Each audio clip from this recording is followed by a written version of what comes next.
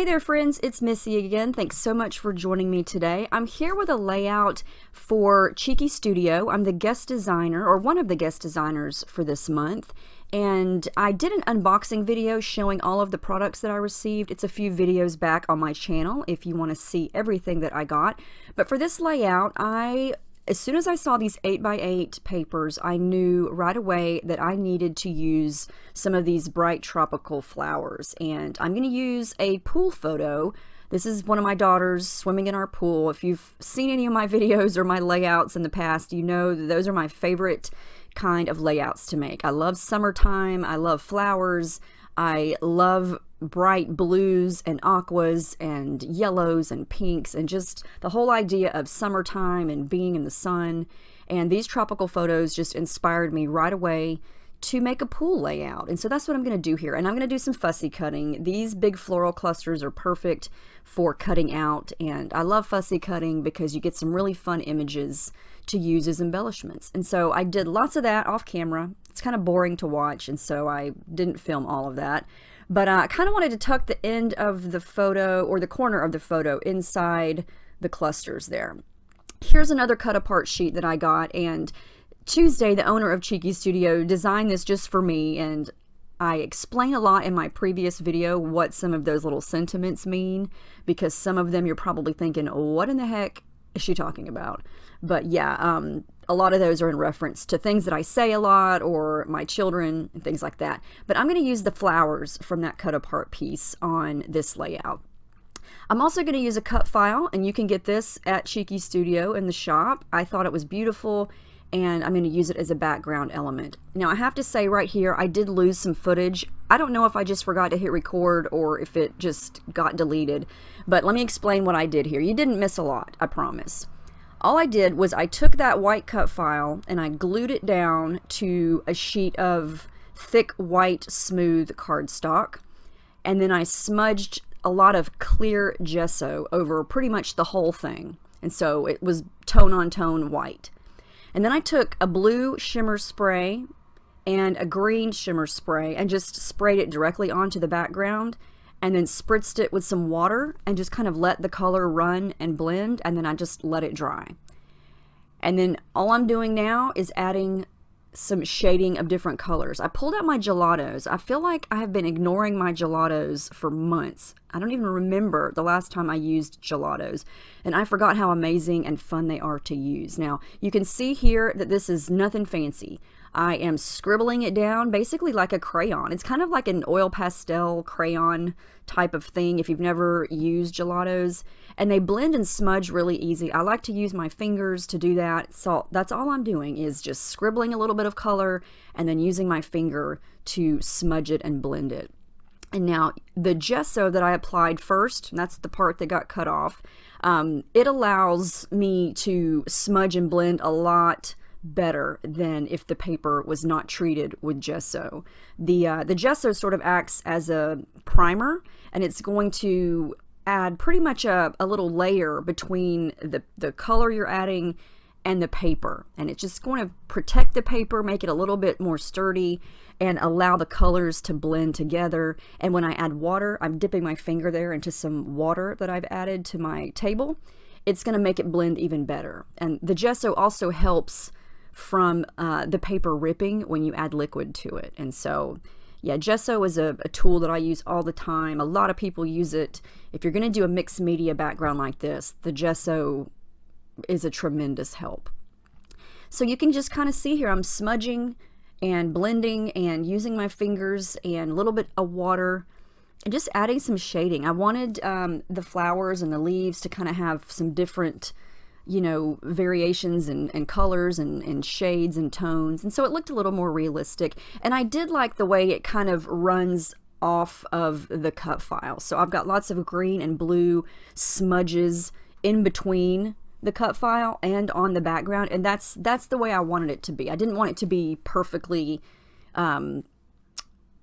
what's the word I'm looking for here? I wanted it to look messy. I wanted it to look messy. And so you know me, I like to make a mess, and I'm not afraid to make a mess and make things run off the page or, you know, look like it just splattered there accidentally. I pulled out a couple different colors of gelatos and adding a little bit more green to these leaves. And this really didn't take a long time. And if you want to do things like this, but I know a lot of people tell me they're intimidated to do mixed media backgrounds like this, I say just get yourself some practice paper and just start to play around with it. You know, you don't have to do it directly onto a layout. I have one of those, I guess it's kind of watercolor paper notebooks, like a small notebook that I got from Michael's. And anytime I get a new product or I want to mix colors, I just do it in that notebook, kind of as like a practice. And that way I know this looks good or this doesn't look good. And so I think this is turning out really cute. I think the background is going to work really well with those cut aparts. Now this is just some shimmers from my stash. I'm going to add a little bit of splattering on top of everything with some of the blue there and a little bit of the green. And these are the two colors that I used in the beginning that got cut off. I believe it's Jenny B Blue and Elfin Magic are the names of those shimmers colors. And then I don't know what the names of the gelatos are. Most of the ones I've ever bought have come in a pack of several. So that's what color is that pink color? I believe that's called Ruby. So now I'm just going to dab up a little bit of those splatters. And sometimes I use the tip of a napkin or a paper towel like this, or I'll just use an entire roll of paper towels and just roll it right over my background. But since this background has so much texture on it, I didn't want to roll the paper towels over it, so I just dabbed it up with a napkin. So now I'm going to get to work on everything else. I'm going to add a little bit of tissue paper from my stash behind the photo just to give it a little bit more of a subtle layer, because I know it has a white border around it, but I like to add a little bit of something else behind there. It just helps the photo stand out a little bit more when I add things behind it. So I'm going to start to work on the cluster here. I got the big cluster and then a couple of smaller not leaves. Well, I guess there are some leaves, but smaller flowers that I'm going to start to work around there. And I'm going to do a couple on the right corner of the photo there and go ahead and glue those down. I did like the idea of tucking the corner of the photo underneath the big flower cluster, because there's really nothing important in that part of the photo. It's just water, and it's not covering her up. You know, nothing is crowding the actual focal point of the photo, which is my daughter, but you can still see a lot of the blue water. And I try to think about those things when I'm taking pictures, if I have time. I mean, my girls run all over the place, and they hardly ever stand still for me.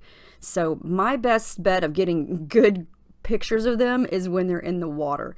And sometimes they'll stand still, but it's not all the time. And so I try to think of, okay, how, and you know, if you're a scrapbooker, I'm sure you've thought about this too. You actually think about scrapbooking this picture before you even take it. And so when I'm trying to get pictures like this, I'll think, okay, let me get her over to the right, and so I have some open space to the left, because then that allows me to do things like this on a scrapbook page. I'm sure you've done that before. True scrappers, right? We're always thinking about it. We try to put our kids in clothes that match certain papers, or yeah, you know, the list goes on. So I'm going to add in a couple of flare buttons. Those also were sent to me, and the one at the top behind that pink flower says sunshine, and then there's another one down there at the bottom that I'm going to add some blue thread behind. I already forgot what that one says. It says something about, oh, it says fun in the sun, I believe. And I like that pink flower behind it. And to add a pop of blue in that area, I just rolled up some blue thread around my fingers, two of my fingers, to make it just a little bit bigger than the flare button, and then you can kind of see a little bit of blue there. This is another cut apart piece with a flower on it. It says girls just want to have sun, and I'm going to tuck that down there in the bottom left corner. And now I'm just adding in more thread. If you follow me, you know I don't think I could make a layout without adding some tangled thread on it. I added some pink over to the left of the photo and some orange, some of that yellow orangey color over to the right. And then that's the blue down there at the bottom. And I did add some yellow. It's kind of hard to see here, but in the center of that big blue flower underneath the cluster, there's some yellow thread there also. Now, I didn't want to do too much more to this as far as adding embellishments because I feel like it's bright enough, it's busy enough. I want to go ahead and do my journaling, and so I'm going to use my T-square ruler to add just a couple of lines in pencil over to the right. And then I'm going to write it in with the black pen. And I get a lot of questions about what pens I use. That is just a fine tip Sharpie. I think that they write really well. Okay, here's how I decided to add some more detail without getting too busy. I'm going to do some stitching. And so I pulled out my needle and then some embroidery thread here. But before I load up the needle, I'm just going to use my needle. This is very not technical at all. I'm just going to use my needle to poke some holes around the middle of this blue flower, and then I'm going to add a couple of other holes in all of the other flowers. So you can kind of see here that I've got some some holes poked in that bottom flower. And I'm going to try to slow this down because I want to do the chain stitch. I've just used all 6 strands of that thread and I tied a knot in the bottom. So here's how I do this. I've got questions before. Now, I did not invent this. I was inspired to try this by Paige Evans, and then when I was at Creativation, Lisa Fonseca showed us another way to do it, and so that's what I've been trying to practice on. So you come up from the bottom from the first hole, and then you go directly down into the next hole, and then you're going to come up again through the next hole. And now here's where the whole chain stitch thing comes into place. Take your needle and see the little piece of thread that's already between the first 2 holes. You stick your needle underneath that, and then you pull it through. And that's going to create a little loop. And so when you go back down, you want to go back down through the same hole. Not a new hole. The same hole that you went down previously. And then when you pull it, my paper's kind of thick there, it's going to create the chain look. And now you come up through the next new hole, pull it through, and then go underneath the previous stitch, which should already be a loop from the first time you looped it. I hope that makes sense. I know it's kind of hard to see here, but it's very easy to do, and this didn't take long, which I don't do a lot of it. But I know Paige Evans has done some tutorials on this, and I'm pretty sure Lisa has done this. So they both have YouTube channels also, so definitely check those out. I do not take credit for this. I was totally inspired by both of those ladies, and it creates such a great texture, and it looks amazing. And so I did a little bit of yellow on the yellow orangey flowers. I did the blue in the middle of the blue, and then some pink down there at the bottom. And it just gives it a little bit of something extra, I think, you know, but it's not taking away from anything else. It's not adding any other major pieces. So the last thing I'm going to do, I pulled out some sequins from my stash. These are from Spiegel Mom Scraps, and I'm just going to add a little bit here and there to add some pops of shine and a little bit more texture without adding too much more to the page. And I did add a title. I forgot to add a title until the very end, and it went very simple. Pool Fun. I just used some thickers from my stash and some little puffy alphas, but that's the final layout. I hope you guys enjoyed this. I had a blast making it. There you can see the chain stitch, how the loops turn out. But yeah, I hope you check out these little, the papers and the embellishments and things from Cheeky Studio, because it completely inspired me to create this layout and to get a little bit messy. And like I said, you can also get this cut file too, so it goes really, really well with all of these tropical flowers and things. So let me know what you think. Let me know if you have any questions about anything, and stay tuned. Later in this month, I'm going to have another layout using some Cheeky Studio goodies. So thank you so much for watching, and here comes a code at the very end. If you want to do some shopping there, you can get a 10% discount. So thanks for watching, and I'll see you guys next time.